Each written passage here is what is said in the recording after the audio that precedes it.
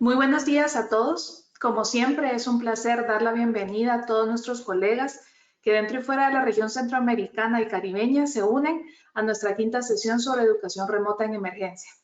La Red Ley, comprometida con la promoción de educación de calidad, reconoce que la inclusión es un tema que debemos mantener en nuestras agendas. Es importante desmitificarla para plantear propuestas educativas que reconozcan la diversidad como la característica que hace humana la educación, sobre todo en tiempos de educación en emergencia.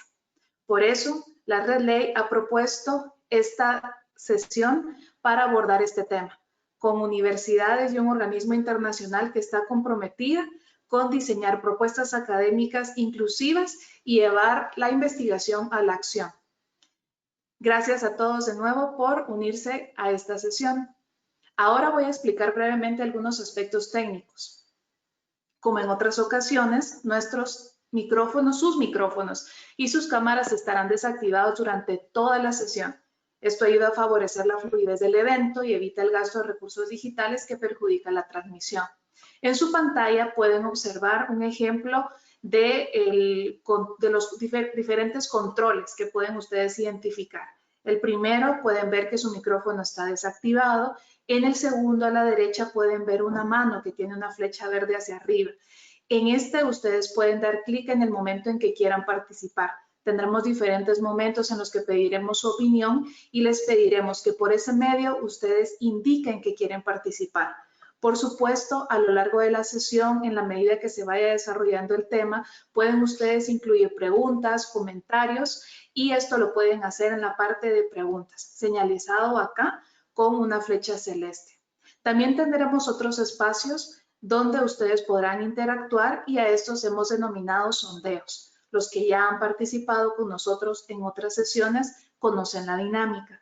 Por lo general, la persona, el especialista que está guiando la sesión, presenta una pregunta e inmediatamente después ustedes verán en su pantalla, como en el ejemplo de la izquierda, la pregunta y las diferentes opciones de respuesta. En ese momento ustedes deben dar clic en la respuesta que creen se ajusta mejor a lo que se está solicitando y después de esto, en aproximadamente 30-45 segundos, aparecerán las respuestas en una pantalla como la que ustedes pueden ver a la derecha.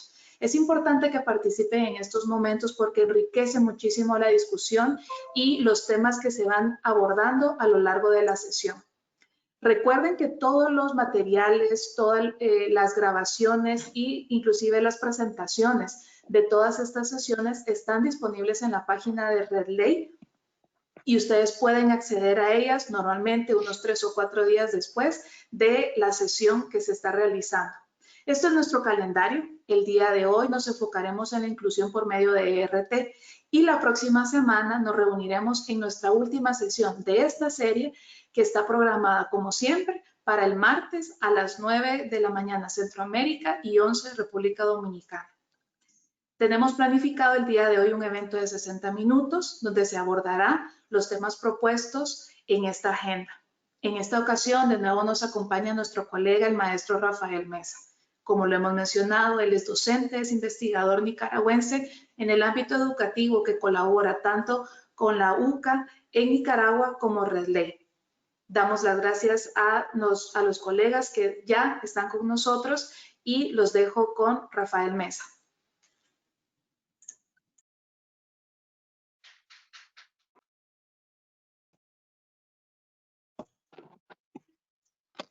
Muchas gracias, doctora Paola Andrade, por esta presentación y como siempre por orientarnos en la logística y en la importancia que tiene esta iniciativa que está desarrollando Red Ley, sobre todo en este contexto que nos ha tocado vivir pues, durante los últimos meses. Para mí es un gusto, es un placer, es un honor poder estar con ustedes nuevamente y poder discutir sobre un tema que a todos nos llama la atención.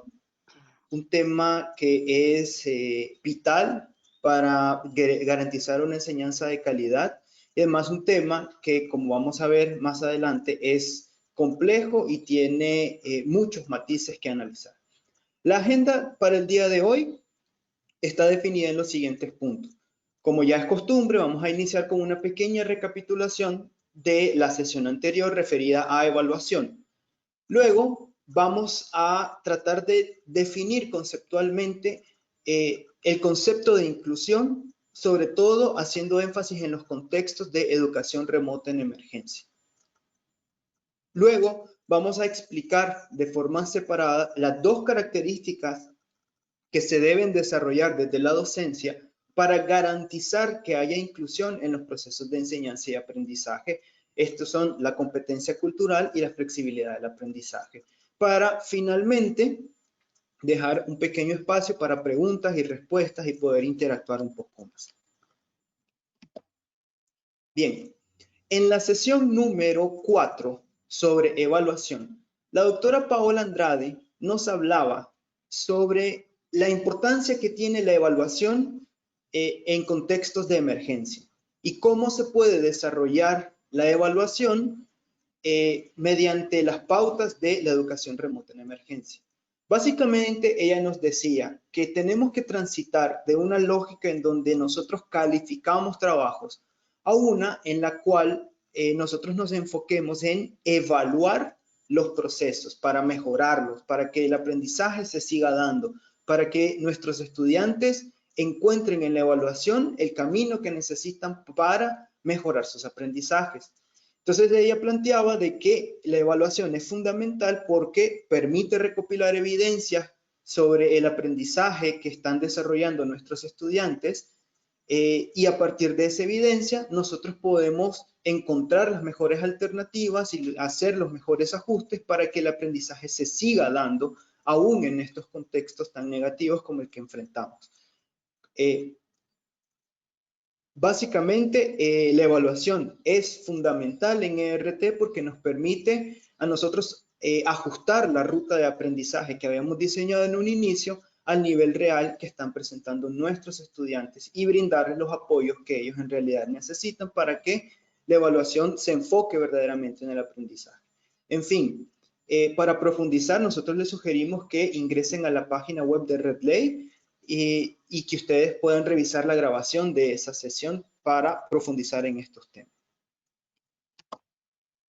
Bien, ahora comenzamos entonces con el tema fundamental de esta sesión, la inclusión en los contextos de ERT. Y hay algunas ideas centrales que tenemos que referir acá para poder dimensionar la importancia y la trascendencia que tiene este tema.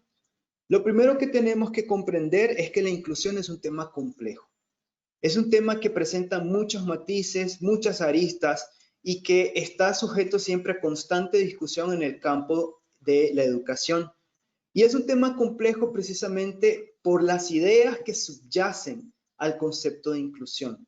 Muchas veces existe la idea de referirnos a la inclusión como los problemas que tiene la persona que está en determinadas condiciones para lograr el aprendizaje.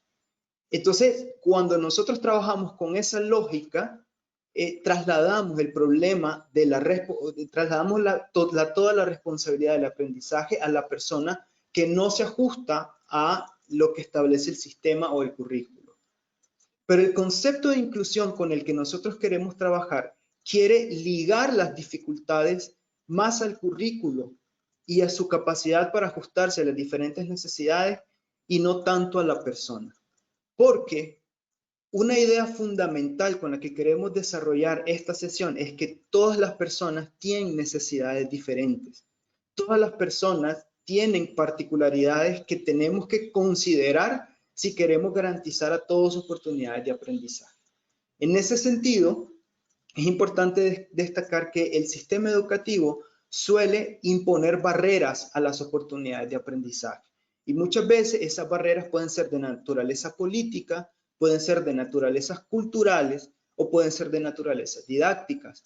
Nosotros, para efectos de esta presentación, nos vamos a enfocar principalmente en aquellas que se ubican en las de tipo didácticas y que además ven con el cierre de las universidades cómo estas se han venido multiplicando y generan mayores complicaciones. Entonces, a lo largo de esta sesión vamos a ver algunos tips y algunas pautas para poder digamos, encontrar los medios para poder saltar esas barreras de tipo didáctica, bajo el entendido de que todavía existen muchas de tipo cultural y políticas que están ahí presentes y que van a seguir ahí presentes, pero que nosotros podemos intentar mitigar en cierta medida. Para hablar de inclusión, es importante que nosotros pongamos rostros, que conozcamos a las personas. Por eso, yo quiero presentarles a 3 estudiantes míos, a quienes agradezco infinitamente por habernos permitido compartir con ustedes sus historias de vida. Quiero presentarles primero a Ángela.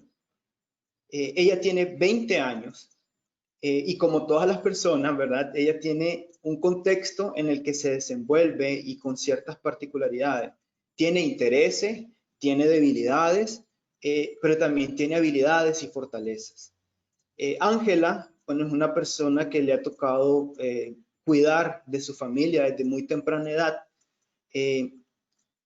debido pues a su situación particular, pero también es una persona a la que se le han diagnosticado ciertos problemas auditivos, es decir, tiene algunas complicaciones al momento de discriminar los sonidos y poder entender la idea o captar la idea cuando una persona le está hablando.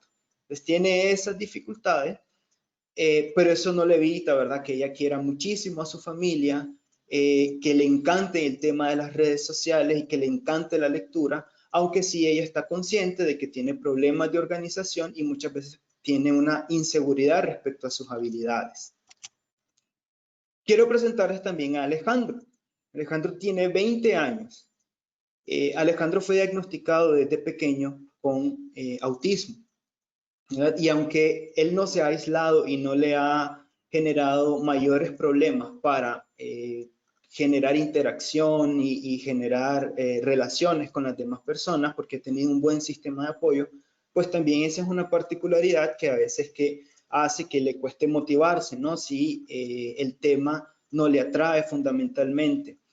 Él tiene mucho interés en el arte visual, él le encanta el tema de los diseños gráficos y es muy bueno para eso. Y es muy bueno también para la argumentación. Es decir, no he conocido a una persona, ni yo mismo, que le pueda ganar un debate a Alejandro. Entonces, bueno, se los presento, ¿verdad? Y a la última persona que quiero presentarles es a María Estela. María Estela no tiene ningún diagnóstico, pero ella con 21 años es madre soltera de una niña de 5 años. Ella trabaja como profesora y tiene un acceso muy limitado al Internet. De hecho, solo tiene acceso a Internet en el trabajo. A ella le interesa muchísimo el tema de la educación y aspira a ser una excelente profesora. Aunque sí reconoce que también pues, le cuesta a veces procesar, ¿no? Esos procesos de crítica, de retroalimentación, le cuesta un poco asumirlo y le cuesta un poco concentrarse en el trabajo. Aunque sí hay que destacar que tiene grandes habilidades para resolver problemas y muchas habilidades de redacción. ¿Por qué entonces pasar los últimos 5 minutos contándoles la vida de estas 3 personas, de estos 3 estudiantes? Porque aunque reconocemos que en nuestras aulas de clase nosotros trabajamos con grupos de 30 a 40 estudiantes, a lo largo, para efectos de esta presentación, vamos a utilizar prestadas las historias de estos 3 estudiantes para ver cómo podríamos ajustar nuestros procesos de enseñanza a las necesidades y los intereses que los 3 ellos tienen.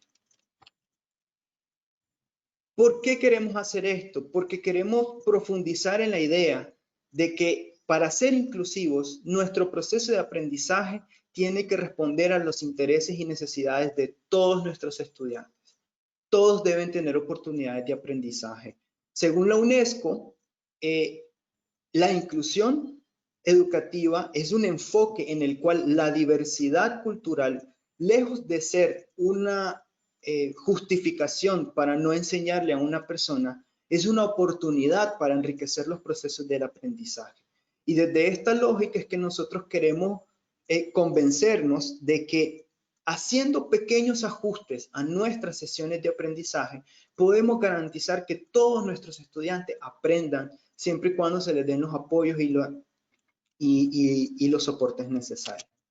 Esto que nosotros les estamos planteando tiene una sólida evidencia por parte de las neurociencias. Hay dos conceptos que desde este campo se han venido desarrollando y que nos ayudan a comprender lo importante que tiene en ese sentido la diversidad en los procesos de enseñanza. El concepto de plasticidad cerebral nos dice de que el cerebro del ser humano está conectado por redes neuronales, pero la configuración o la conexión de esas neuronas es distinta en cada uno de nuestros cerebros. O sea, cada uno tiene una conexión diferente en atención a las experiencias que ha vivido, a las relaciones que ha tenido, lo que le ha tocado vivir. Entonces, el cerebro viene siendo casi como que nuestra huella digital, es nuestra marca única. Es los que nos identifican, los que nos separa del resto de las personas y ninguna tiene el mismo cerebro. Por eso es que se ha venido incluyendo el término de neurodiversidad. ¿Qué significa esto? De que todos y todas somos diversos. Todas y todas tenemos necesidades especiales, todas y todas somos diferentes. Y por encima de todo, todos y todas podemos aprender. Siempre y cuando nosotros como docentes estemos en la disposición de ejercer lo que Daniel nos hablaba en la sesión 3, ejercer nuestro rol social, ejercer ese apoyo para el crecimiento personal de nuestros estudiantes. Todas y todas pueden aprender en la medida que como docentes también consideremos los intereses y las necesidades.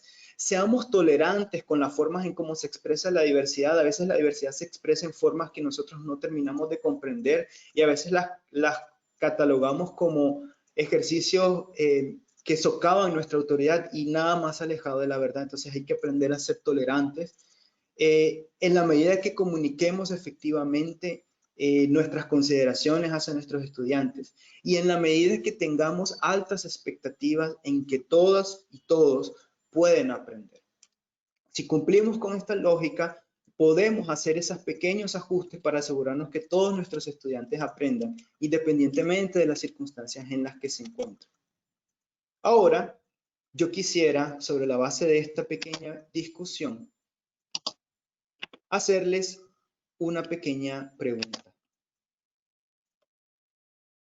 Según su experiencia, ¿usted cree que el sistema de educación superior tiene cabida para estos tres estudiantes que les acabo de presentar?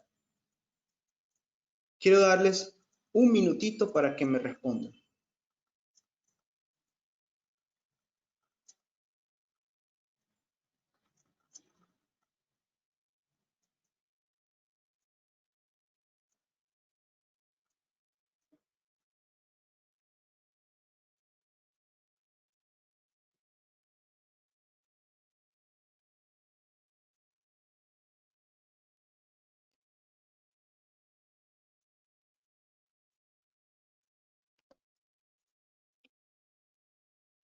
Wow.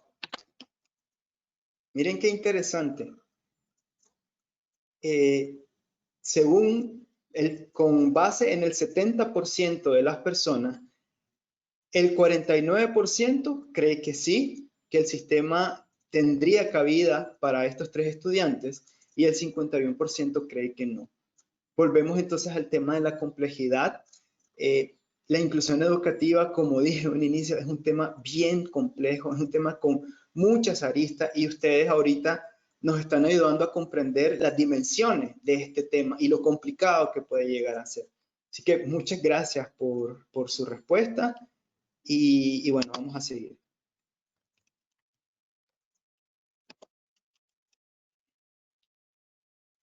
Hay algo en lo que me gustaría enfatizar y es en qué no debemos entender por inclusión educativa o qué no se debe confundir con inclusión educativa. No es ser incluyente el hecho de bajar los estándares. Pensar en brindarle una educación de segunda categoría a una persona solo porque no se ajusta a los parámetros de lo que es típico no es inclusión educativa. Pensar de que tenemos que tratar a todos de la misma manera y todos siguiendo un mismo ritmo y una misma forma de comunicación, tampoco es ser inclusivo. Y tampoco lo es hacerlo exactamente lo contrario, planificar para la segregación. Es decir, permitir que una persona ingrese a tu grupo de clase, pero al mismo tiempo separarlo de ese grupo. No es inclusión educativa escoger a qué estudiante apoyo y a quién no, porque todos nuestros estudiantes necesitan apoyos, necesitan algún tipo de soporte.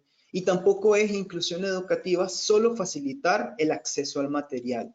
Es una parte muy importante, pero no podemos pensar que esto se limita, o que la inclusión educativa se limita a facilitar el acceso al material. En términos generales, lo que nosotros necesitamos para ser docentes incluyentes es el desarrollo de dos características fundamentales: la competencia cultural y el aprendizaje flexible.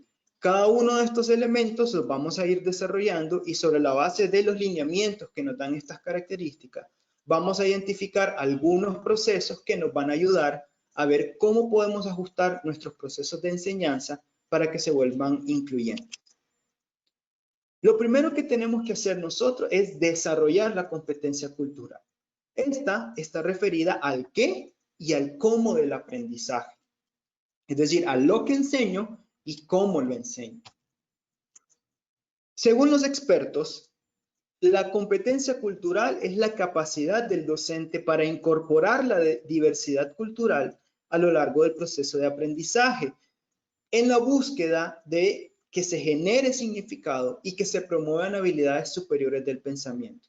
¿Qué significa esto? Que la diversidad cultural se vuelve el motor para el desarrollo del aprendizaje significativo y de las habilidades superiores del pensamiento.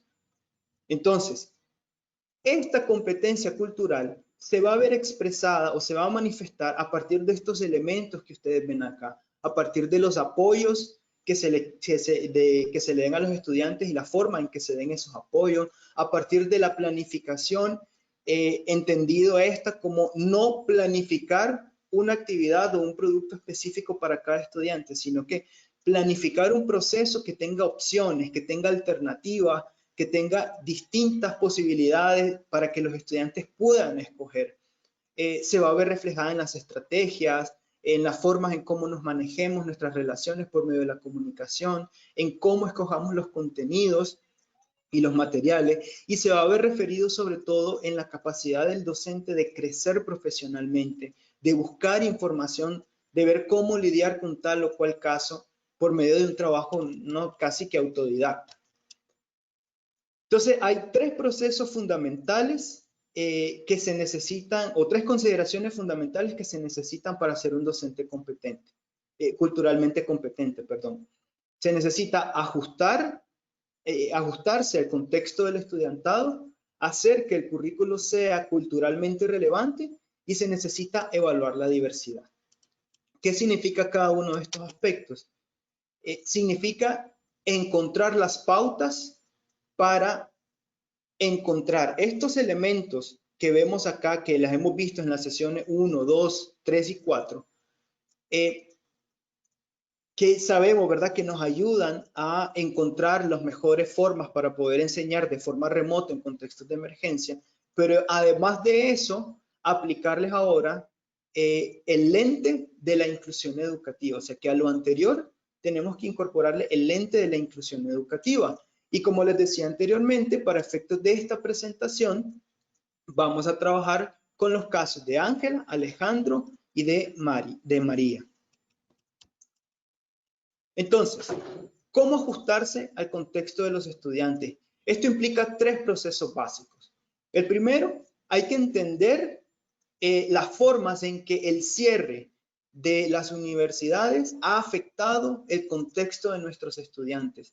Muchas veces nosotros no tenemos conciencia ni tenemos claridad de cuánto ha cambiado la situación de nuestros estudiantes en el transcurso de algunas semanas o algunos meses. Entonces, es importante que nosotros identifiquemos esos cambios que han habido para saber cuáles son los principales ajustes que se tienen que hacer. El segundo proceso que se tiene que hacer es comunicar altas expectativas y también hay que escuchar los intereses y las propuestas que tienen los estudiantes para que ellos también se sientan implicados en el proceso de aprendizaje. Para hacer eso, yo puedo utilizar distintas formas de comunicación en los términos que nos refería Daniel en la sesión 3. Es decir, yo puedo pensar en utilizar sondeos y encuestas de forma un poco más general, pero también puedo pensar, para las situaciones que lo ameriten, en hacer entrevistas personales. Y para eso ya hemos visto pues distintas herramientas que podemos utilizar. Pero también podemos utilizar pues distintos espacios, ¿no? Para comunicar también esas altas expectativas y escuchar los intereses que tienen nuestros estudiantes, a veces por medio del correo electrónico, mandando comunicados generales, o bien teniendo sesiones de discusiones para referirnos propiamente a escuchar los intereses y las propuestas que tienen los estudiantes. Es decir, yo puedo alternar entre formas de comunicación general y formas de comunicación personal según lo amerite el caso. Pero todo para efectos de ajustarnos a ese contexto y poder cumplir con estos tres procesos que están acá. Miren entonces el caso de Ángela, Alejandro y María. ¿Qué podemos ver acá? Que cada uno de ellos aprovechó distintas opciones que se tenía para poder dar su punto de vista y para poder expresar la situación en la que se encontraba según las situaciones en las que se encuentran y según sus propias posibilidades. Vemos que Ángela completó un formulario de Google, a Alejandro se le tuvo que hacer una videollamada y con María tuvimos que llamarla directamente a su teléfono celular. Vemos que cada uno de ellos tiene una situación distinta, ¿no? Ángela se siente estresada, se siente agotada porque además ahora tiene que dedicar más horas que antes para cuidar a su papá. Alejandro le cuesta mucho concentrarse en las tareas debido al hecho de que quiere salir, o sea, no quiere estar encerrado, pero sabe que no puede, que le cuesta. Y en el caso de María, tenemos el problema de que como es docente, el trabajo se le ha multiplicado considerablemente y además tiene que ayudar a su hija a hacer su tarea, que probablemente, como ya hemos referido en sesiones anteriores, las investigaciones nos han dicho de que los niños están siendo sobrecargados de trabajo. Entonces, estos ejemplos nos ayudan a comprender lo fundamental que es el contexto para conocer lo que nuestros estudiantes necesitan.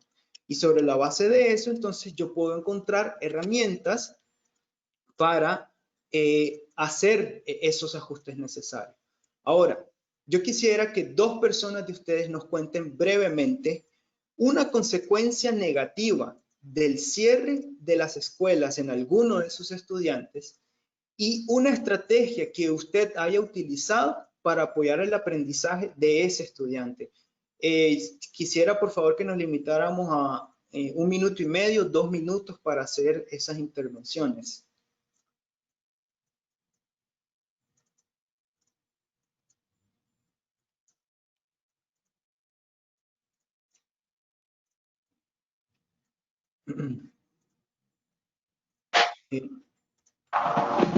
Hola.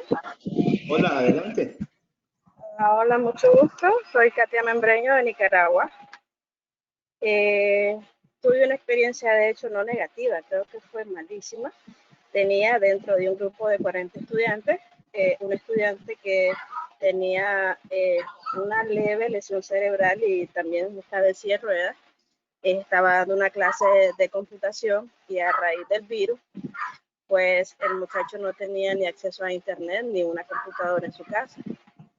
Quiero mencionar que esta lesión que él tenía le afectaba un poco en su mano izquierda también. Y a raíz de la crisis, el centro de estudios, la verdad, no supo cómo ayudarle. Yo intenté igual con videollamadas en WhatsApp, pero después me regañó la institución porque decía que el teléfono no era un uso adecuado para impartir clases, ¿verdad? Por lo que es la privacidad del estudiante. Y al final, pues, al muchacho lo sacaron del curso. La verdad me sentí muy mal por él y también me sentí a nivel no solamente profesional, sino personal impotente, porque él sí había hecho un gran avance dentro de la clase. ¿Qué sucede? La inclusión no solamente es enseñar a un estudiante, así como usted también lo dijo, también es conocerlo, interactuar con él, saber qué es lo que pasa todos los días. Y siento que esta experiencia, todo lo que es educación remota, ha venido a abrirnos un poco más, ¿verdad? Esa brecha que hay sobre las desigualdades estudiantiles que a pesar del siglo en que estamos, todavía se siguen dando. Y la verdad, pues me gustaría que nos dieran tal vez una retroalimentación al final de este taller, qué se puede hacer, qué estrategia se puede hacer, porque pues no nos capacitan en cuanto a tratar con discapacidades con estudiantes, ¿verdad? Simplemente nos toca estar investigando y aprendiendo por nuestra cuenta. Tal vez usted me pudiese ayudar al final del taller o recomendarme cosas para yo seguir aprendiendo. Gracias. Okay, muchas gracias. Muy amable por compartirnos esa historia. ¿Algún otro comentario?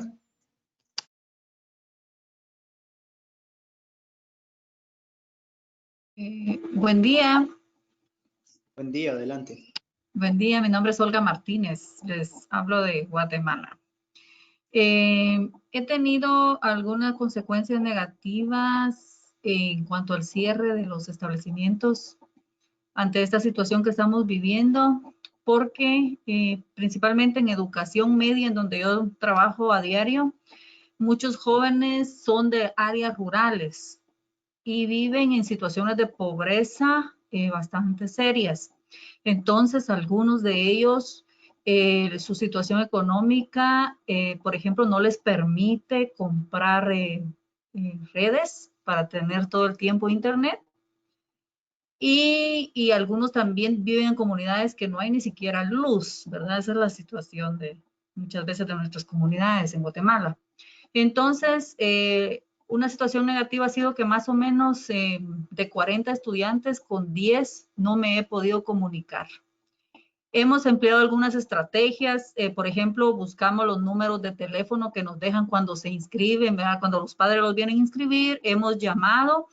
En algunos casos, como en 3, 4 casos, logramos a través de los padres de familia poder comunicarnos y saber cuál es su situación. Entonces ellos nos han hecho saber lo que está sucediendo. Y una de las estrategias que hemos empleado es enviar materiales en físico, porque ellos no tienen acceso, ¿verdad? O sea, la poca conectividad, pero aún no nos han devuelto esos materiales trabajados. La situación es bien complicada en este caso, porque no está como en nuestras manos, pues, porque yo estoy preocupada por esos estudiantes que no he vuelto a ver ni saber nada de ellos, y como en el cierre del país, con los toques de queda, fin de semana, los buses no hay transporte, o sea, se nos ha complicado un poco. Mi preocupación es sobre estos jóvenes, o sea, si van a lograr avanzar o ver qué vamos a hacer con ellos. Gracias. Muchas gracias a ambas.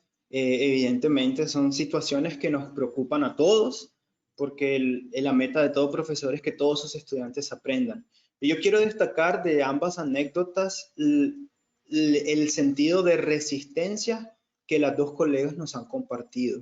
Es decir, esa constante necesidad de buscar alternativas, de buscar medios, aunque no sean los meramente institucionales y lo que a veces eso suponga, hablábamos, ¿no?, de las barreras políticas, ¿no? Y culturales. Pero sí, efectivamente, cuando nosotros tratamos de hacer esos pequeños ajustes como los que ustedes han planteado, podemos encontrar formas de, en la medida de las posibilidades, mitigar esas situaciones negativas que ustedes han planteado, y mitigar un poco el efecto de las barreras que están a nivel político y a nivel cultural y que persisten, ¿no?, en estos tiempos. Esperemos que en el transcurso de esta presentación ustedes puedan encontrar algunas herramientas que les puedan servir para sobrellevar esa situación negativa.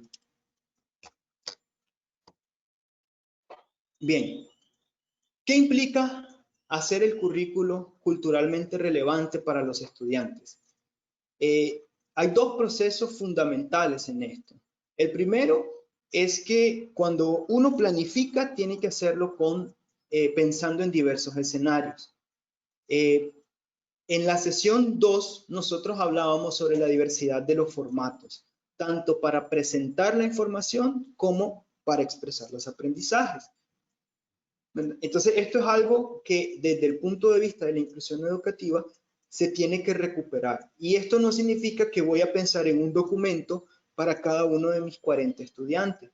Lo que significa es que tengo que pensar en una serie de documentos y de materiales que yo puedo utilizar y formas para expresar el conocimiento para que mis estudiantes escojan aquellos con los cuales se sientan más cómodos, con los cuales sientan que pueden potenciar sus habilidades. El otro proceso que tengo que desarrollar es la integración de la diversidad cultural. Es decir, yo tengo que integrar temas de interés y temas que estén sujetos al contexto de mis estudiantes. Y tengo que además ser capaz de crear espacios protegidos para que ellos puedan expresarse y desarrollar ese trabajo de interacción. Veamos entonces el ejemplo de nuestros 3 estudiantes. Vemos que cada uno de ellos tiene, con base en sus debilidades y fortalezas, una selección de las herramientas y de los materiales que mejor le sitúan a él o a ella para aprender de mejor manera. Pero al mismo tiempo vemos que hay contenidos que, bueno, tienen sus similitudes, pero que están ajustados al contexto que están viviendo actualmente. ¿Qué significa esto? Esto no significa que si, por ejemplo, yo estoy dando una clase de redacción, no significa que yo voy a cambiar el contenido de estrategias de comprensión lectora por el tema que le interesa a Ángela en cuanto al cuidado de sus seres queridos en tiempos del COVID. No. Lo que voy a hacer en este caso es que voy a enmarcar ese contenido que está establecido en el currículo de forma genérica mediante esa temática que a Ángela, que a Alejandro y que a María les interesa considerablemente. Entonces, esta es una forma de generar motivación, de generar ese incentivo. Ahora, en cuanto al otro proceso, ¿cómo puedo hacer para integrar la diversidad cultural? En este sentido, lo que nosotros tenemos que hacer es esa ruta de aprendizaje que está definida en el currículo, que sabemos que tiene ciertas etapas y ciertas progresiones, tenemos que ampliar las posibilidades para que nuestros estudiantes puedan escoger las alternativas que mejor les parezcan en términos de desarrollo de habilidades para poder expresar o para poder desenvolverse de mejor manera y poder cooperar, interactuar y poder encontrar en ese proceso de aprendizaje las mejores alternativas según sus necesidades y según sus preferencias. Miren acá en el caso de nuestros 3 estudiantes.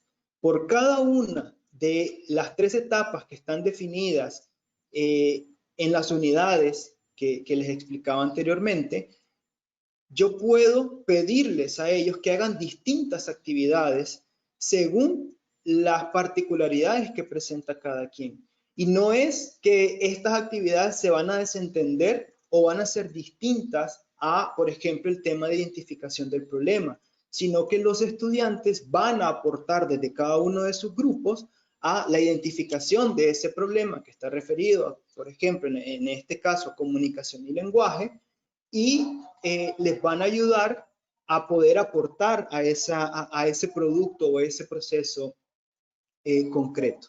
Pero cada uno desde lo que sabe hacer, desde lo que le gusta hacer y desde sus propias necesidades de aprendizaje. ¿Cómo entonces podemos evaluar la diversidad? O más bien, ¿qué implica evaluar la diversidad? Implica también 2 procesos fundamentales. El primero está muy relacionado con el que hablábamos anteriormente, brindar libertad para expresar los aprendizajes. ¿Qué significa eso? Nosotros como docentes tenemos unos indicadores de evaluación que tenemos que cumplir y tenemos que asegurar que nuestros estudiantes desarrollen. No obstante, eso no significa que nosotros no podamos variar esos formatos de aprendizaje siempre y cuando se cumplan con esos indicadores. Entonces, yo siempre tengo una discusión alrededor de por qué en clase de redacción pedirle a una persona que haga un video. Bueno, porque nosotros queremos que una persona haga un ejercicio de redacción sobre la base de que esta ayuda a generar habilidades superiores del pensamiento, como organización de la información, etc. O sea, es un vehículo de comunicación y de transmisión de argumentos. Pero también, y sobre todo en esta época, la presentación de material audiovisual implica la realización de esas habilidades también. Tienen que organizar la información, tienen que construir argumentos. Pasa que una persona va a sentirse más cómoda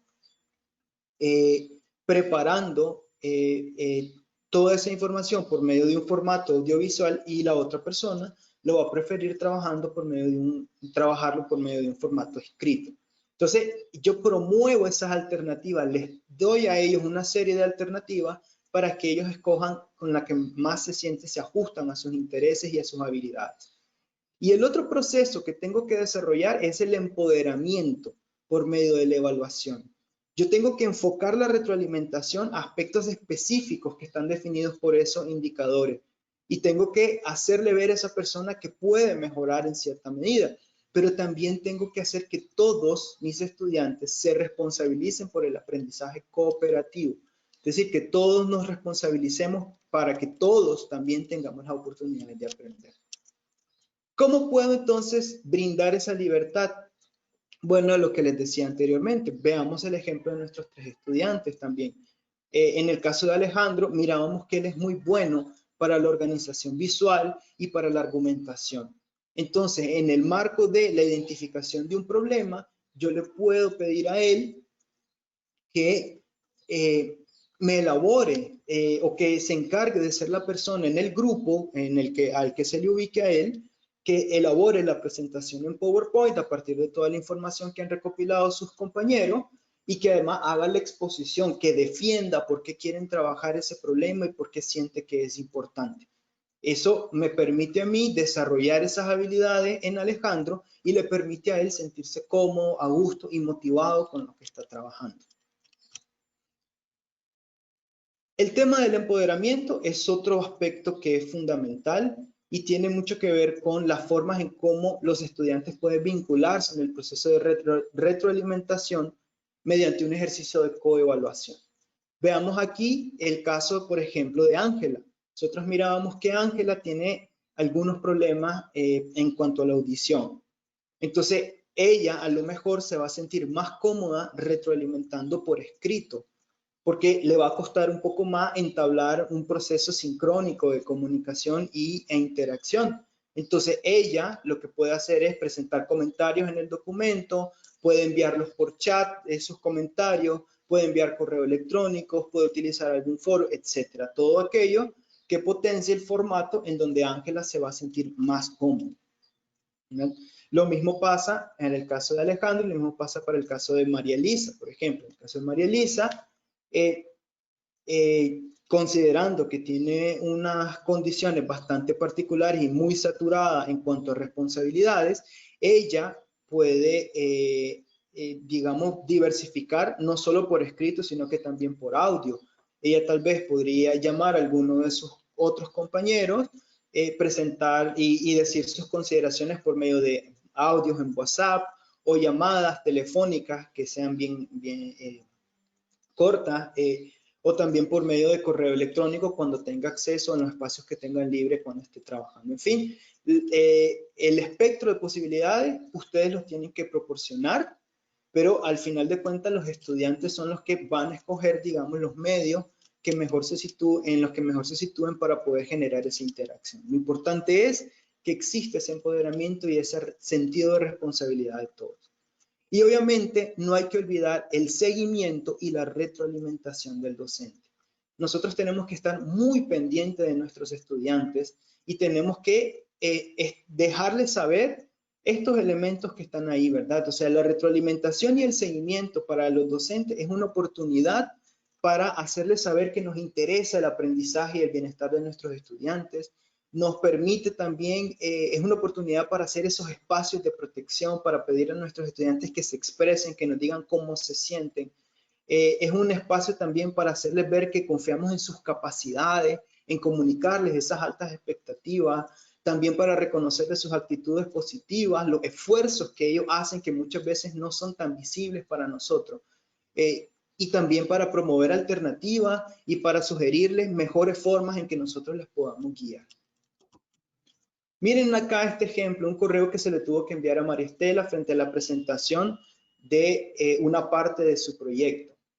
Este correo pues se le envió y nosotros se los traemos de ejemplo para que vean cómo cada uno de los elementos que están mencionados anteriormente se puede presentar de forma bastante sencilla, reforzando, ¿no?, esas actitudes positivas, el esfuerzo que está haciendo dadas las circunstancias que están viviendo, recompensarle o valorarle los aspectos positivos y reconocerle esa iniciativa que ella puede estar teniendo.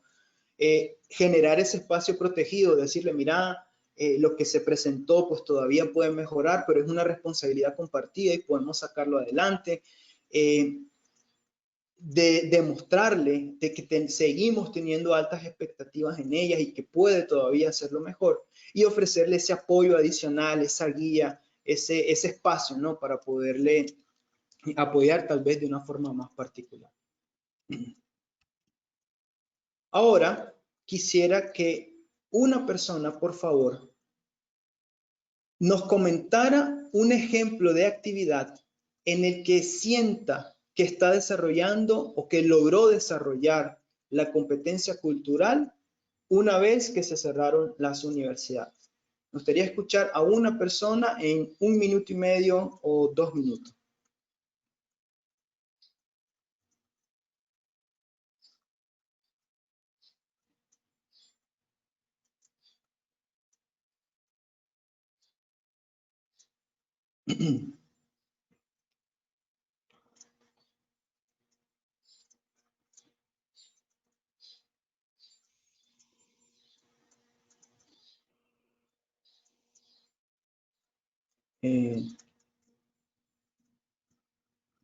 Oscar, hola Oscar. Buenos días, ¿me escuchan? Sí, sí, adelante. Mucho gusto. Mi nombre es María Antonieta Reyes. Yo estoy en la máquina de Oscar Marín, por eso quizá aparezca el nombre de Oscar, ¿verdad? Oscar Okay. Marín es mi esposo. Ambos somos de Guatemala y gusto grande de estar con ustedes nuevamente esta mañana. Oscar está también en otra máquina, pero estoy yo en la máquina de él, ¿verdad? ¿Cuál es la pregunta en sí? ¿Me la puede repetir, Rafael? Quisiéramos que por favor nos dé un ejemplo de alguna actividad que usted haya desarrollado y en el que sienta de que fue capaz de desarrollar la competencia cultural. O sea, en donde usted siente que fue capaz de incluir esa diversidad, de hacer el currículo relevante, de pensar en los intereses y todo lo que venimos discutiendo anteriormente. Un ejemplo de una actividad. Correcto. Son un conjunto de actividades. Para el logro de una competencia no basta una actividad, sino que hay que desarrollar una serie de actividades que al conectarse entre sí se logra el cambio de actitud, el cambio del aprendizaje, la apertura en la persona, ¿sí? Entonces, yo les voy a poner un ejemplo de un estudiante que tuve en el trimestre que estoy concluyendo. El estudiante al inicio se comportó de una manera distinta a cómo terminó el curso. ¿En qué sentido? Hubo una actividad de Zoom en donde yo iba a participar y me interesó que mis estudiantes participaran en esta actividad. En la universidad donde yo trabajo usamos Blackboard. Entonces, yo mandé la invitación en el grupo de WhatsApp que tenemos para mantener una comunicación así muy intensa, especialmente en esta época de COVID. Y resulta que él de manera así, yo lo sentí grosero, contestó indicando que más bien estábamos robándoles el dinero porque estábamos organizando actividades en otra plataforma que no era Blackboard y que él tenía dificultad en su máquina para instalar la aplicación de Zoom. A pesar de que algunos compañeros de él le explicaron de que no necesariamente tenía que tener instalada la aplicación de Zoom, él insistía con comentarios negativos. Entonces yo le expliqué que la invitación era ajena al curso y que me interesaba por la temática que ellos participaran, porque el curso era sobre sociología de la educación y todo lo que estamos viviendo ahorita pues tiene que ver con las sociedades del mundo, ¿sí? Entonces me interesó que ellos participaran. Hubo un momento en que yo ya no expliqué más porque él seguía con groserías escribiendo en el WhatsApp. Cosas que no son académicas, ¿verdad? Respuestas que no son académicas. Entonces, resulta que a la semana siguiente tuvimos una videoconferencia. Yo no tuve en mente esta forma de responder de él en el momento de la videoconferencia. Sin embargo, por la temática que estaba tratando, que coyunturalmente lo que es la sociología de la educación tiene que ver mucho con el tema de valores. Y casualmente yo desvirtué la agenda que tenía preparada por la temática de valores que abordé por 2 preguntas que me hicieron los estudiantes. Entonces me interesó mejor trabajar el tema de valores con ellos, a pesar de que ellos llevaban paralelamente un curso de valores. Y empecé a decirles, darles ejemplos, debemos de comportarnos de esta manera, de esta otra manera, qué escuela traemos en cuanto a nuestra formación de valores. Total de que le hice como una reflexión a todos, que cuando la estudiante que yo nombré para que diera las conclusiones generales del curso, mejor dicho, de la sesión de la videoconferencia que habíamos tenido, ella lloró y me asombró al escuchar su llanto. ¿Pero por qué llora, Marlene? Es que, licenciada, usted nos ha sacudido. Todo lo que usted nos ha dicho a mí me ha llegado hasta lo más profundo del corazón, y creo que quienes pudimos haber apreciado lo que usted nos compartió hace que tengamos una vida nueva en este momento. Los que pudimos haber escuchado y tomado para nuestra vida lo que usted nos compartió. No, con eso cierro, pero mi sorpresa fue que el domingo, la conferencia fue sábado en la noche, y el domingo resulta que el estudiante que había sido grosero, al responder en WhatsApp, me dice: licenciada, disculpe, perdóneme, con la conferencia que usted nos compartió anoche, usted me puso en el lugar donde debo de estar. Y a partir de ese momento, el estudiante cambió totalmente su actitud. Ya no fue grosero y es muy atento ahora, muy amable. Entonces logré con este par de actividades, primero las respuestas por WhatsApp, luego la videoconferencia, y luego a esta persona hay que seguirla trabajando. Entonces, para el logro de una competencia en sí, se necesita más de una actividad, Rafael, se necesita una serie, una cadena de actividades, ¿verdad? Muchas gracias. Gracias a usted. Muchísimas gracias por compartirnos esta experiencia muy enriquecedora, y yo creo que también nos ayuda o nos brinda luces sobre qué se puede hacer cuando tratamos de cambiar un poco el guión de nuestras planificaciones para tratar de encontrar ese espacio para que se expresen las personas y que puedan encontrar los medios para mejorar, ¿no?, su aprendizaje. Así que muchas gracias por compartirnos esta experiencia. Ok, entramos entonces al último punto, es referido a la flexibilidad del aprendizaje, que a su vez trata de determinar el cuándo y el dónde, es decir, los momentos y los espacios en donde podemos nosotros generar el aprendizaje. Por flexibilidad del aprendizaje vamos a entender que es aquella capacidad de enfocar el proceso educativo en el aprendizaje y en el estudiante, y facilitar entonces así las opciones referidas al tiempo y al lugar. ¿Qué queremos decir con esto? De que la flexibilidad del aprendizaje implica encontrar formas para que se respeten los ritmos de aprendizaje de cada uno de nuestros estudiantes. Entonces, el cuándo y el dónde del aprendizaje. Para determinarlo, tenemos que también desarrollar 2 procesos. Por una, hay que flexibilizar los ritmos de estudios, lo que a su vez implica ofrecer opciones basadas en las necesidades de nuestros estudiantes. Por otra parte, se tiene que coordinar los diferentes entornos de interacción. Es decir, yo necesito organizar primero la instrucción o si las formas de interacción entre docente y estudiante, es decir, todo el proceso de enseñanza. Pero también tengo que organizar las formas de trabajo grupal y las relaciones que se pueden dar entre los estudiantes para generar ese aprendizaje social. Esto último de acá muchas veces se da por sentado de que los estudiantes van a saber organizarse, y también es algo que se necesita modelar y se necesita instruir por parte del profesor. Entonces, ¿cómo podemos entonces garantizar la instrucción? Esto nos retrotrae un poco a las sesiones 1 y 2 referida a cómo presentar la información y cómo generar la interacción. Partamos del hecho de que debido a las particularidades de nuestros 3 estudiantes, es muy difícil pensar de que vamos a poder trabajar con ellos de forma casi exclusiva en sesiones sincrónicas.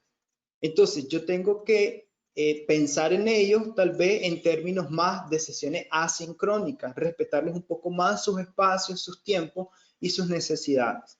Por eso, entonces, acá, dentro de la gran gama de lecturas y materiales que yo definí para el curso, les doy las opciones para que ellos escojan aquellas con las que se sienten más cómodas para que se presente la información. Y me aseguro que en cada uno de ellos hay alguna especie de modelaje y demostración por parte mía como docente, en los términos que el estudiante pueda necesitar. Pero luego estoy pensando en las interacciones, en cómo voy a darle seguimiento a la consolidación de los aprendizajes que acabo de presentarle a los estudiantes. Entonces, sabiendo que cada uno de ellos tiene unas particularidades específicas, yo también pienso en diferentes espacios en donde ellos se van a sentir más cómodos. Y no es que sean espacios exclusivos para ellos, ¿no? En estos espacios pueden atender diferentes estudiantes, pero ellos como tal se van a sentir más cómodos porque esto se ajusta más a lo que necesitan. Entonces, Ángela, por ejemplo, puede sentirse mejor en un foro de aprendizaje, mientras que Alejandro tal vez va a trabajar mejor a base de tutorías virtuales o que sean o videollamadas que sean bastante cortas, ¿no? Y específicas y focalizadas. En el caso de María Ángela, debido a los problemas de conectividad que tiene y a la carga de trabajo que ella maneja, a lo mejor tengo que pensar con ella en llamadas de teléfono, en audios de WhatsApp, o a lo mejor en emplear un foro de consultas para que ella lo utilice, pero en los momentos en que tenga acceso a Internet. ¿Cómo entonces garantizo el aprendizaje social? Es decir, ¿cómo garantizo que los estudiantes puedan incorporarse con el resto del grupo y puedan transitar las 3 etapas del aprendizaje social, que son el estudio independiente, el trabajo colaborativo y el trabajo cooperativo? Como decía anteriormente, cada uno de ellos tiene una habilidad específica que yo puedo fomentar, que yo puedo promover para que lo hagan en el marco de la asignatura, pero luego ese estudio independiente puede ser el punto de partida para generar un trabajo colaborativo. Si yo ya sé que terminando la unidad tengo que entregar un producto, entonces yo puedo asignarle responsabilidades o formas de aportar a cada uno de estos estudiantes en sus respectivos grupos según las habilidades y las preferencias que ellos tienen. De tal manera que al final ellos, por medio de distintos medios de comunicación, tanto sincrónicos como asincrónicos, puedan unirse con su equipo y evaluar lo que los otros hicieron y al mismo tiempo recibir retroalimentación. Y para eso también hay que tener mucha flexibilidad porque no todos van a poder, no todos los estudiantes se van a poder reunir en una videollamada. Algunos a lo mejor van a tener que incorporarse luego debido a las circunstancias en las que están. Y el asunto está en que a veces los mismos estudiantes no terminan de entender eso, que hay que también enseñarles, o sea, y también hay que respetar esos espacios entre los estudiantes y esos tiempos, ¿verdad? Esta dinámica de trabajo no es algo que se pueda hacer o que los estudiantes lo hagan de forma innata. Se les tiene que enseñar, se les tiene que modelar. Por eso es muy importante el tema del seguimiento, estar pendiente de los grupos de trabajo y de los estudiantes en específicos para saber cómo van desarrollando esos procesos de interacción, si están participando, si están cumpliendo con las responsabilidades que se les ha asignado y cómo están integrándose pues, a los diferentes grupos. Entonces, repito, esto no es cuestión de que se dé mágicamente, tenemos que enseñarle a nuestros estudiantes a organizar ese aprendizaje social. Y ya para concluir, solo quisiera dejar algunas ideas pues para reflexión suya, ¿verdad? Y para poder consolidar todo lo que hemos visto. La primera idea que yo quiero destacar es que la inclusión educativa, lejos de ver en la diversidad dificultades y obstáculos, ve oportunidades de aprendizaje. Y acá, tal vez el comentario que nos hizo la profesora sobre este estudiante que se sentía muy molesto, muy enojado, a lo mejor muchas personas lo hubiesen visto como, no sé, una actitud insalvable, una actitud en la que ya no hay mucho que hacer. No obstante, se le ofreció el espacio al estudiante para que incorporara esa expresión, esa visión que tiene del mundo, esas representaciones que tiene del mundo. Y ya ven el cambio que dio en esa persona. Entonces, ese ejemplo me gustó mucho porque habla del sentido de la inclusión educativa, que es ver la diversidad de criterios, de experiencias, de formas de pensar como oportunidades de aprendizaje. Mediante las herramientas de ERT que hemos trabajado a lo largo de todas estas sesiones, nosotros podemos facilitar diferentes estrategias para enfrentar las barreras didácticas, para disminuirlas a su mínima expresión, esas barreras didácticas. Obviamente, como ha sido el ejemplo que nos comentaron las dos profesoras anteriores, siempre van a haber, van a estar presentes otro tipo de barreras como las culturales y las políticas, que esas evidentemente pues requieren otro tipo de enfoque para poderlas resolver, pero mediante esta situación que se nos ha dado, podemos encontrar oportunidades para tratar de mitigar los efectos de esas barreras culturales y políticas. No eliminarlas por completo, porque eso requiere otro tipo de trabajo y requiere también responsabilidades de otros sectores y de otros actores educativos. ¿Qué tenemos que considerar entonces para ser incluyentes en las sesiones de ERT? Pues primero, que si la inclusión es importante en tiempos de normalidad, ahorita todavía lo es más. Entonces, si nosotros queremos asegurarnos que el aprendizaje se siga dando, tenemos que ser incluyentes. Si antes no lo era tanto, ahora tengo que pensar en serlo tengo que empezar a hacerlo. Y si lo era antes, entonces tengo que hacerlo todavía más. La inclusión implica que todos tienen que tener oportunidades de aprendizaje, absolutamente todos, ninguno se me puede quedar atrás, y eso implica entonces encontrar la forma para, o van bien, brindar los espacios y las oportunidades o los abanicos de posibilidades para que los estudiantes se ajusten según lo que más necesiten y según sus intereses. Para ser un docente incluyente yo necesito la competencia cultural y la flexibilidad del aprendizaje.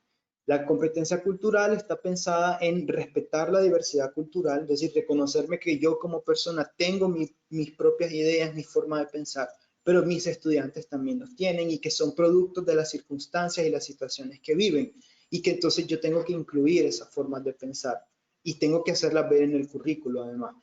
Y en cuanto a la flexibilidad del aprendizaje, saber que todas personas tienen ritmos diferentes y que las herramientas de ERT, tanto sincrónicas como asincrónicas, me permiten hacer compases diferentes para que los estudiantes escojan el ritmo que más les conviene, siempre y cuando cumpliendo con los indicadores que hay que entregar, ¿no?, a final del curso.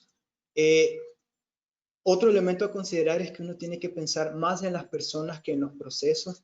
Hay que ponerle rostro a los aprendizajes. Yo le agradezco mucho a mis estudiantes que me permitieron utilizar sus historias porque de la otra manera no me hubiese costado mucho a mí pensar en procesos sin saber cuáles eran las historias que habían detrás para poder ayudar a que estos procesos generaran aprendizaje. Entonces siempre hay que pensar en las personas, hay que conocerlas a profundidad. Y otra cosa que es muy importante y me gustaría que lo consideremos entre todos es que no siempre toda la responsabilidad de la inclusión puede recaer en el docente o en la docente. Hay una responsabilidad que la familia, la sociedad, las instituciones educativas tienen que jugar. Y en ese sentido también los testimonios que nos presentaron en la primera parte de esta sesión me hacen a mí todavía pensar más en la importancia de que todos y que todas asumamos la responsabilidad que como sociedad tenemos de garantizar una inclusión de calidad a todas y a todos. Esto es todo lo que teníamos para compartirles el día de hoy. En nombre de RedLake queremos agradecerles su presencia en esta sesión y agradecer también a OER África y a su autor Andrew Moore por todo el apoyo que nos ha dado en el desarrollo de estas sesiones y recordarles pues que nuestras grabaciones y presentaciones van a estar disponibles en la página web de RedLake. Entonces ahora pasamos a una sesión de dudas, resolución de dudas, preguntas y muchas gracias. Muchísimas gracias, Rafael, y gracias a todos los colegas, las colegas que nos han acompañado, que han agregado sus comentarios. Muchas felicitaciones sobre el tema y la excelente exposición. Y en este momento algunas preguntas. Clara nos pide si es posible que Rafael nos comente cómo podemos indagar sobre la diversidad de los estudiantes, de qué manera podemos identificar las necesidades y así guiar el proceso de la inclusión. Ok, bueno, aquí hay, puedo responder esa primero, ¿verdad? ¿Está de claro. acuerdo? Se la voy presentando una por una. Ok, perfecto. Sí, muy interesante su pregunta. Me encanta porque de alguna u otra manera nos lleva de nuevo a las sesiones 3 y 4 sobre comunicación y sobre evaluación. En la sesión 3, Daniel nos hablaba muy bien sobre el rol de apoyo social y los medios que nosotros, o los medios de comunicación que nosotros tenemos para poder ejercer ese rol de apoyo social. Entonces, lo que se puede hacer en ese sentido para poder empezar a indagar es pensar en cuestionarios que nos ayuden a nosotros a recopilar esa información que necesitamos. Yo no sé si usted estuvo presente en la sesión 2, en donde hacíamos un ejemplo de la información recopilada en un grupo de una universidad aquí en Nicaragua durante el primer semestre y cómo utilizamos una herramienta que se llama Google Forms.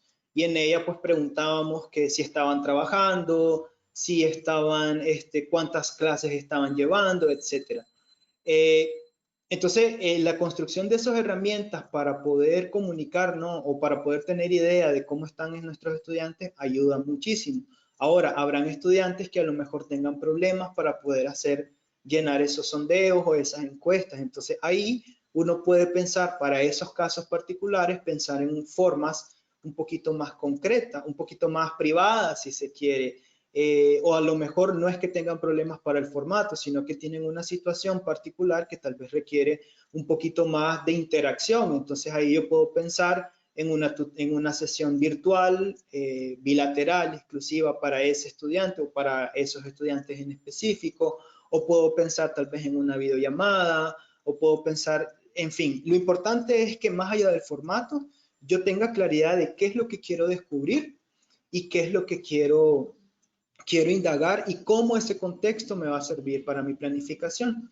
Sobre lo otro que me quiero referir es sobre la sesión número 4, en la que hablaba Paola sobre la evaluación y al respecto de la evaluación formativa. Eso también nos da mucha información. Si nosotros ajustamos nuestros parámetros de evaluación a una que se oriente hacia el aprendizaje, la evaluación formativa nos puede decir muchísimo sobre el nivel real en el que se encuentran los estudiantes y así ir haciendo los ajustes que se van necesitando, haciendo un trabajo de seguimiento y retroalimentación constante en ese sentido. Por eso yo creo que el contenido de las sesiones 3 y 4 le puede ayudar muchísimo a tratar de encontrar esos medios y esas herramientas para poder diversificar, ¿no? su proceso de enseñanza. Y va a ser muy importante, o sea, para resumir, ¿no? Todo lo que acabo de decir, va a ser muy importante que usted haga un uso muy efectivo de los procesos de comunicación y un uso muy efectivo de la información que logre recopilar de los procesos de evaluación, sobre todo la formativa. Muchas gracias, Rafael. Continuando con la evaluación, también María Antonieta nos hablaba sobre la evaluación por competencias. Si hay algo más que nos pueda hablar para también conectarlo con el tema del día de hoy.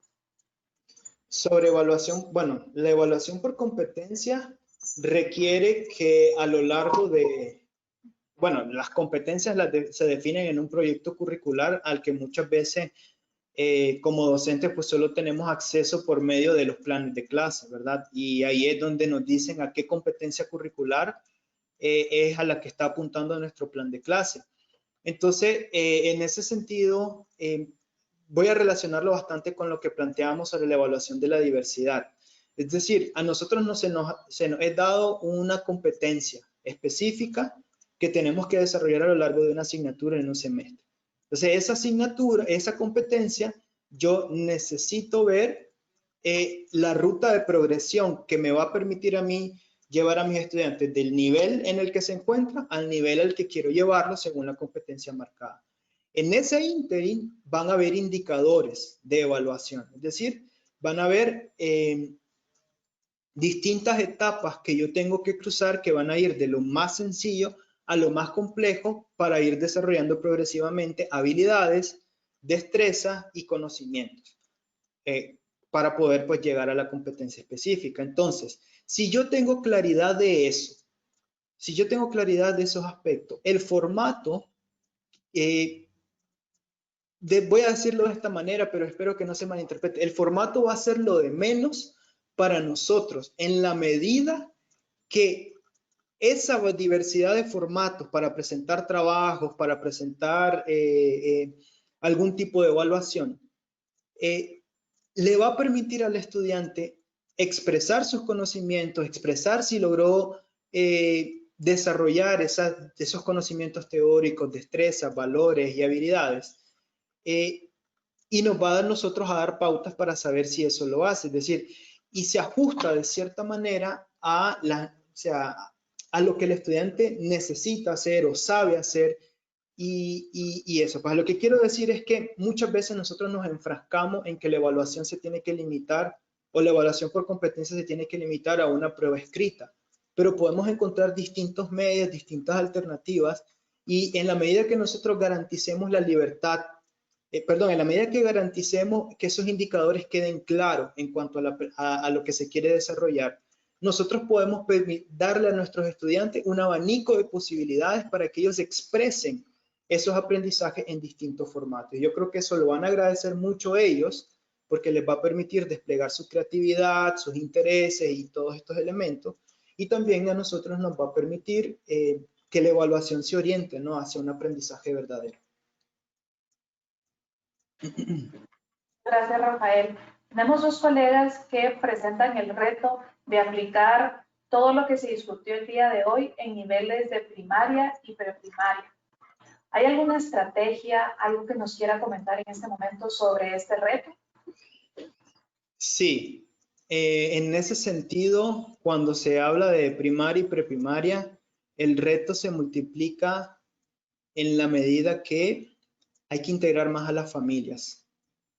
Porque, claro, partamos de la base fundamental de que todos somos diversos, como lo dije anteriormente, pero cuando nos encontramos en una situación en la que tenemos que dar clase en primaria y preprimaria, nos encontramos con sujetos de derecho que todavía necesitan un apoyo, un sistema de apoyo más fuerte que el que estamos planteando ahorita. Y ahí, para mí, las familias juegan un rol importantísimo, fundamental, junto con la escuela. En ese sentido, la estrategia para poder generar inclusión educativa tiene que partir de un diálogo entre escuela, familia, docentes, para poder delimitar las responsabilidades que van a tener cada uno de los actores educativos y para ver cómo esas responsabilidades se van a ir de la mano para garantizar que el aprendizaje se siga dando. En ese sentido, pues, lo que podría plantear ahorita es eso, ¿no? De que hay que desmitificar esa creencia de que toda la responsabilidad recae en el docente y de cierta manera el docente también tiene que incidir en que los otros actores educativos también asuman un papel fundamental en ese caso, porque cuando se trata de niños, como repito, son sujetos de derecho que necesitan todavía más apoyo que el que se puede brindar en entornos universitarios.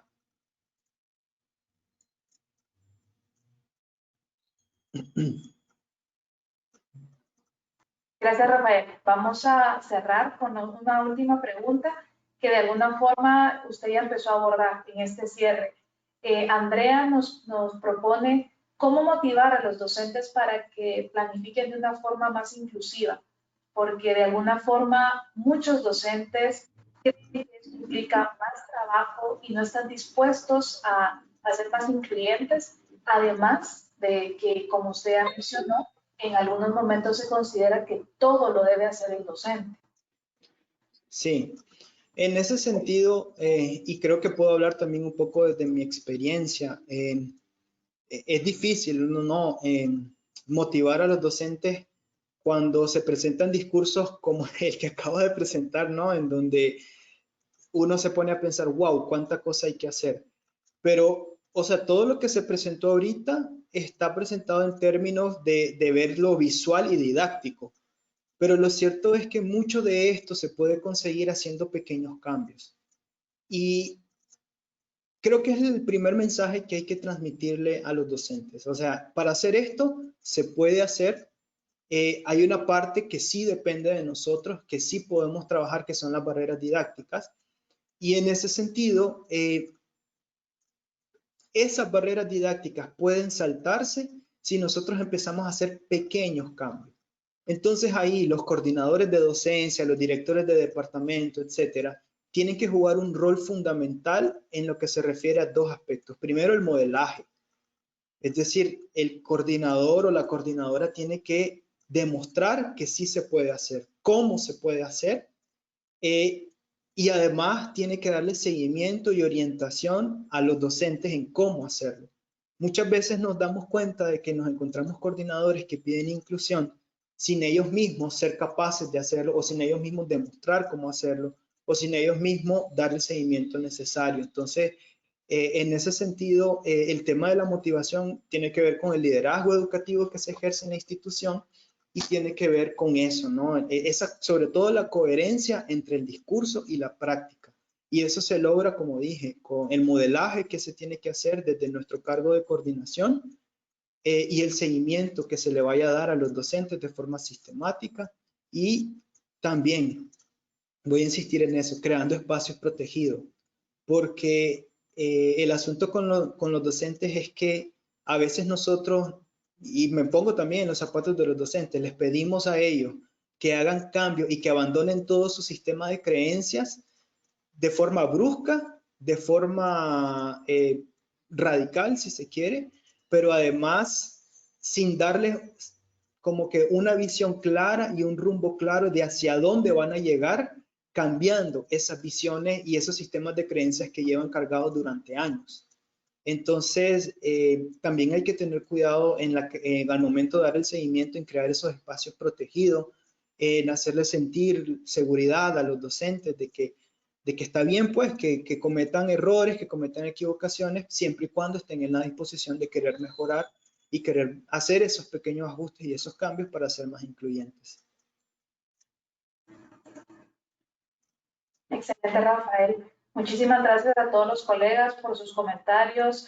De nuevo, muchas felicitaciones por el tema, también abordado, que ha dado muchas sugerencias, estrategias y una nueva forma también de abordar todas las actividades que estamos realizando como docentes. Gracias, Rafael, por esta exposición, y a todos los colegas de nuevo por acompañarnos. Los invitamos a que sigan en nuestras redes y ingresen a nuestra página para poder descargar y acceder a todos los recursos que se han presentado en las sesiones anteriores como en esta. Y los esperamos la próxima semana, el martes 30, igual a las 9 Centroamérica, 11 República Dominicana, para abordar en nuestra última sesión esa transición hacia la ART. Gracias a todos, excelente semana para todos y bendiciones. Nos vemos pronto.